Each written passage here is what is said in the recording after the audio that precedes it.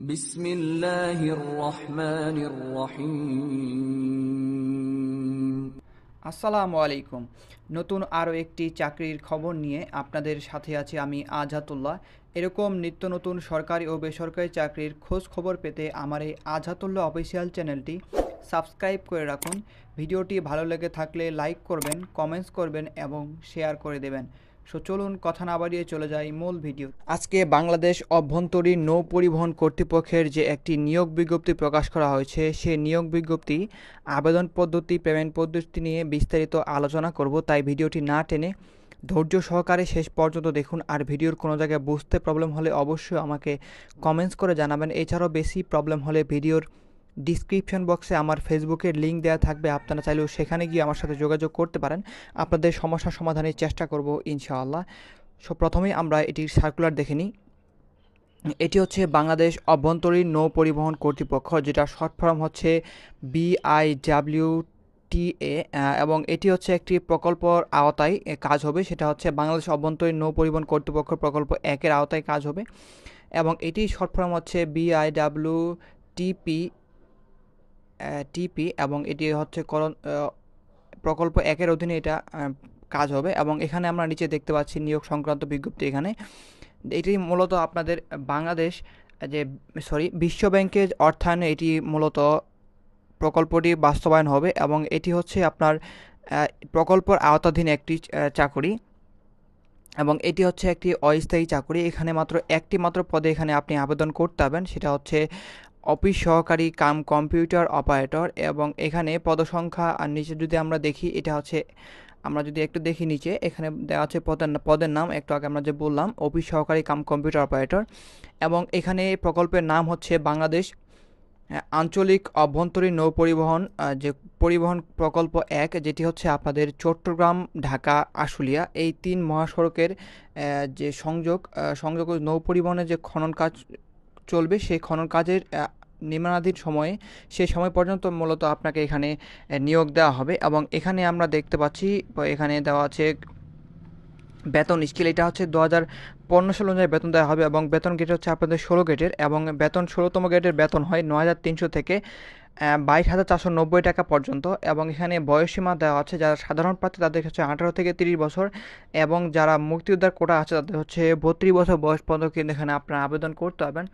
এবং এখানে আমরা দেখছি পদসংখ্যা এখানে 2টি, এবং শিক্ষাগত যোগ্যতা এখানে কিন্তু আপনি HSC পাস করলে আবেদন করতে পারবেন। এছাড়াও অবশ্যই আপনাকে অভিজ্ঞতা সম্পন্ন থাকতে হবে 2 বছরের, সেক্ষেত্রে কিন্তু এখানে আপনার অগ্রাধিকার দেওয়া হবে। এছাড়াও আপনাকে অবশ্যই কিন্তু যে কম্পিউটার টাইপিং স্পিড সেটা থাকতে হবে বাংলাতে 30 এবং ইংরেজিতে 30। এই ক্ষেত্রে কিন্তু এখানে আপনি আবেদন করতে পারবেন। এখানে কিন্তু আপনি বাংলাদেশের সকল জেলা থেকে সকল প্রার্থীগণ কিন্তু আপনারা এখানে এই পদের জন্য আবেদন করতে পারবেন। এরপরে যদি আমরা নিচে দেখি, এখানে আমরা দেখতে পাচ্ছি এই যে মূলত আপনাকে অ্যানালগ পদ্ধতি বা আপনাকে চিঠির মাধ্যমে আবেদনটা করতে হবে। এটা একটু আপনাকে অবশ্যই খেয়াল করে দেখতে হবে বা শুনতে হবে।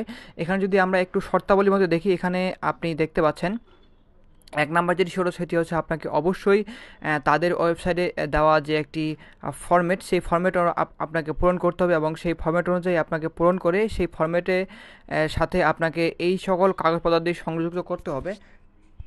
তারা যে আবেদনপত্র দিবে, এবং আমি আপনার ভিডিও ডিসক্রিপশন বক্সে সেটার লিঙ্ক কিন্তু পেয়ে যাবেন, সেই আবেদনের লিঙ্ক সেখান থেকে আপনারা ডাউনলোড করতে পারবেন।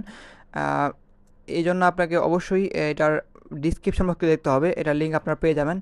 এই আবেদনের পাওয়ার পরে যে আবেদনপত্রের সাথে বা ওই পত্রটার বা ওই কাগজটার সাথে আপনাকে যেই সকল কাগজপত্র সংযুক্ত করতে হবে, সেগুলোর মধ্যে হচ্ছে অবশ্যই আপনাকে পাসপোর্ট সাইজের 3 কপি ছবি অবশ্যই সত্যায়িত করে সংযুক্ত করতে হবে।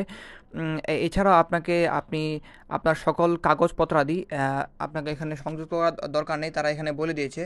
এখানে শুধু আপনাকে আপনার ছবিটাই সংযুক্ত করতে হবে, 3 কপি ছবি অবশ্যই, এবং সত্যায়িত করতে হবে। এবং এখানে আপনাকে আর কোনো কিছু কাগজ এখানে দিতে হবে না। এবং এই সকল কাগজপত্র দেখতে পাচ্ছেন, এখানে এই সকল কাগজপত্র দিয়ে আপনাকে অবশ্যই মৌখিক পরীক্ষার সময় আপনাকে নিয়ে যেতে হবে। সেক্ষেত্রে আমরা যদি প্রথমেই দেখি, সেক্ষেত্রে যেগুলো আপনাকে মৌখিক পরীক্ষার সময় নিয়ে যেতে হবে, প্রথমে হচ্ছে আপনি যে সকল শিক্ষাগত যোগ্যতা দিবেন, সেই সকল শিক্ষাগত যোগ্যতা সনদপত্র এবং অভিজ্ঞতা সনদপত্র আপনাকে অবশ্যই সাথে নিয়ে যেতে হবে। যেহেতু এখানে অভিজ্ঞতা চেয়েছে 2 বছরের, সেহেতু আপনাকে অবশ্যই কিন্তু অভিজ্ঞতা থাকতে হবে, সেক্ষেত্রে কিন্তু এখানে আপনি আবেদন করতে পারবেন।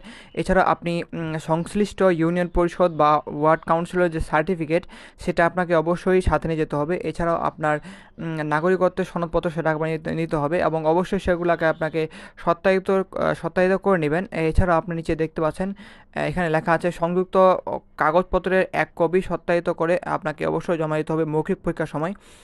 এবং এছাড়া কিন্তু আবেদনের সাথে কিন্তু আপনাকে আবার বলছি, আবেদনপত্রের সাথে অবশ্যই কিন্তু আপনাকে শুধু 3 কপি ছবি দিবেন, এছাড়া অন্য কিছু আপনাকে এখানে দিতে হবে না। এরপরে যদি আমরা নিচে দেখি সেক্ষেত্রে এখানে দেখতে পাচ্ছি আপনি যদি মুক্তিযোদ্ধার সন্তান হয়ে থাকেন সেক্ষেত্রে, বা আপনার যদি কোনো কোটা থেকে থাকে সেক্ষেত্রে কোটার বিপরীতে সার্টিফিকেট সেটা আপনাকে অবশ্যই সত্যায়িত করতে হবে। এবং যদি আমরা একটু নিচে দেখি সেক্ষেত্রে এখানে দেখতে পাচ্ছি আপনাকে মূলত তাদের প্রকল্পতে আপনাকে 100 টাকা আপনাকে ব্যাংক ড্রাফট করতে হবে। এটি হচ্ছে অফেরতযোগ্য। এবং আমরা যদি নিচে দেখি সেক্ষেত্রে দেখতে পাচ্ছি এখানে আপনি চাকরির সকল কিছু সুযোগ সুবিধা এখানে পেয়ে যাবেন। সরকারি যেরকম যে সকল সুযোগ সুবিধা সেই সকল সেম সুযোগ সুবিধা কিন্তু আপনি সেখানে এখানে পেয়ে যাবেন।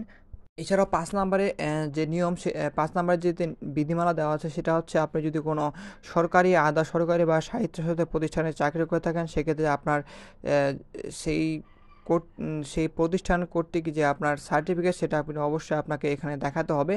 এছাড়াও যদি 6 নাম্বারে যদি দেখেন এখানে 6 নাম্বারে দেওয়া আছে অবশ্যই আপনাকে খামের উপরে আপনার নাম, প্রার্থীর নাম সহ নিজ জেলার নাম স্পষ্ট করে লিখতে হবে। আমি আপনাদের একটু পরেই দেখিয়ে দিব কীভাবে আপনি কোন কোন জায়গায় কীভাবে লিখবেন। এরপর নিচে দেখতে পাচ্ছেন লিখিত এবং মৌখিক পরীক্ষার সময় লিখিত পরীক্ষা টেকার পরে যে আপনাকে মৌখিক পরীক্ষা ডাকার জন্য আপনাদেরকে এসএমএস মাধ্যমে জানিয়ে দেবে।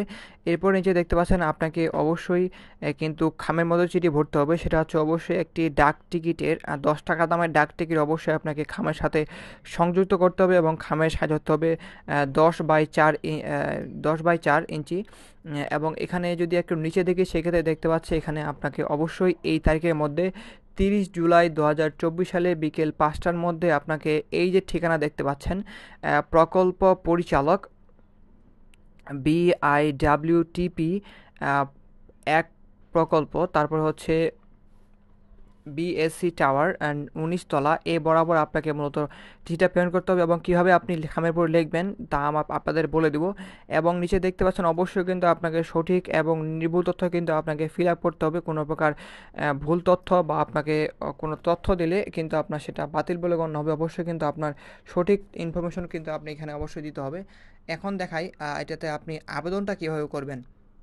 আবেদন করার জন্য অবশ্যই আপনাকে একটি যে ফরম্যাট দেওয়া হবে সেই ফরম্যাটটা আপনাকে ডাউনলোড করতে হবে। এবং আপনাদের সুবিধার্থে আমি ভিডিওর ডিসক্রিপশন বক্সে সেটার লিঙ্ক দিয়ে রাখবো। সেই লিঙ্কে ক্লিক করলেই ডিরেক্ট আপনি এই যে আবেদনপত্র সেটা কিন্তু ডাউনলোড করতে পারবেন। এই হচ্ছে আপনাদের সেই আবেদনপত্র। এখানে আপনি যদি একটু আমি অন করি, এটি হচ্ছে তাদের চাকুরির আবেদনের ফরম্যাট। এখানে আমরা দেখতে পাচ্ছি বরাবর প্রকল্প পরিচালক BIWTP এক প্রকল্প, তারপর হচ্ছে BSC টাওয়ার, যেটা আমি একটু আগে দেখালাম আপনাদের ঠিকানাটা। এই ঠিকানাটা এখানে বরাবর দেওয়া আছে, আপনাকে কোনো কিছু লিখতে হবে না। শুধু আপনাকে যে দেখতে পাচ্ছেন এখানে সূত্র, আপনি কিভাবে জানতে পেরেছেন বা কী পত্রিকার মাধ্যমে জানতে পেরেছেন, এখানে আপনি অনলাইনের মাধ্যমে জানতে পেরেছেন, এখানে লিখে দেবেন অনলাইনের মাধ্যমে।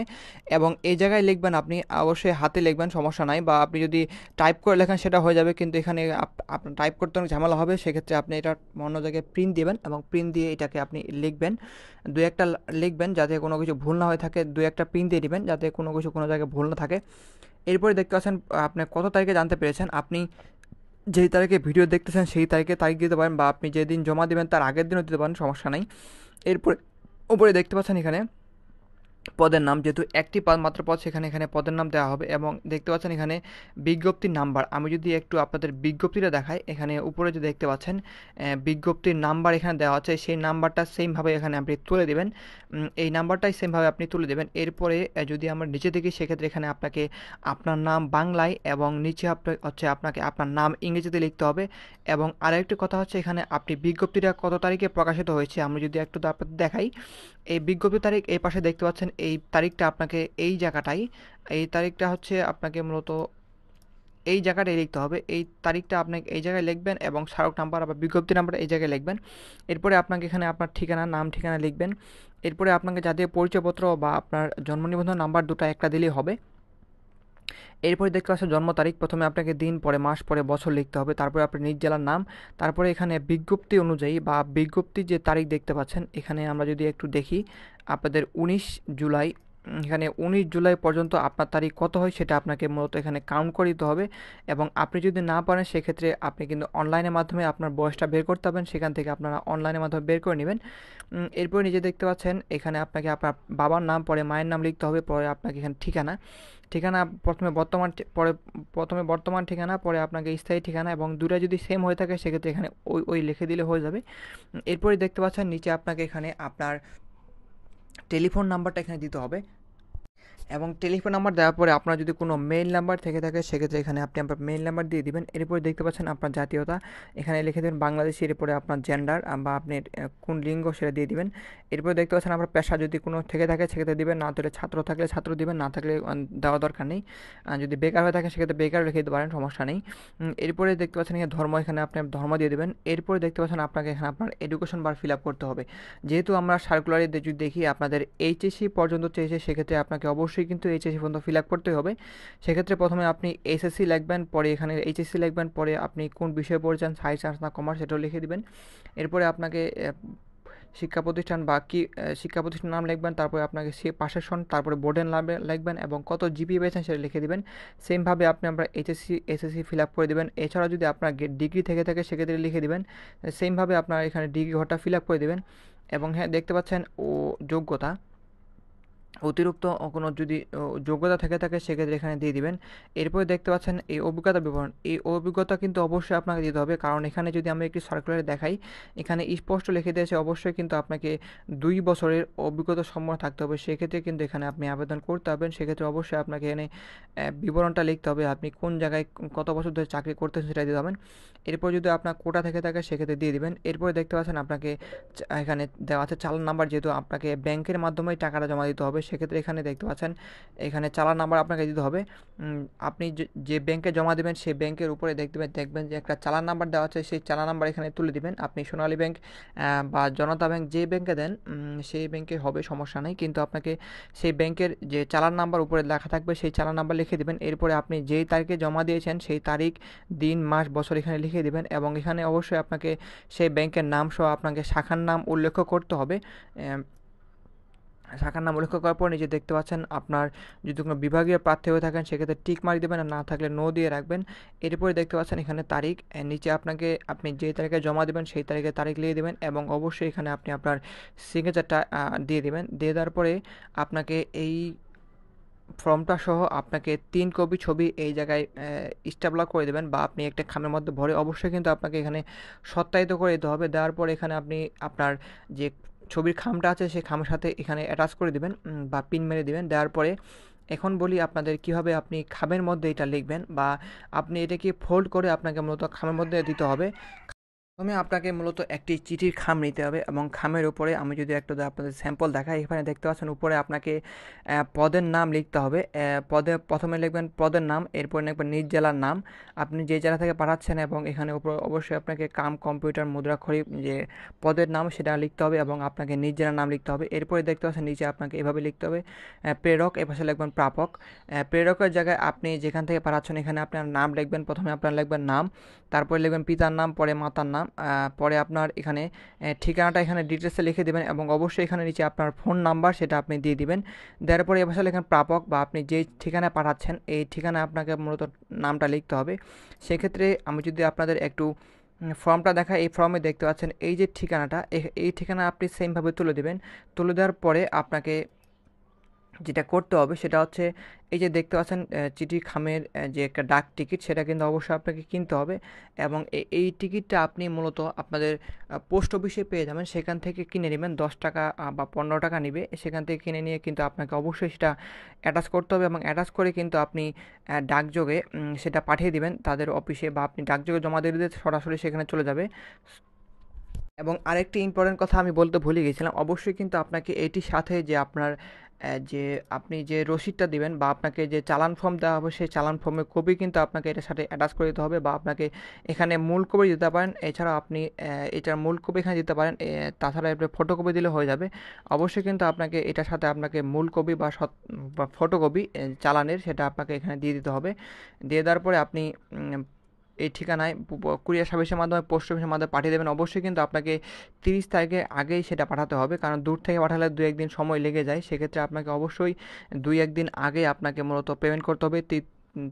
30 তারিখের আগে আপনাকে এখানে দিতে হবে।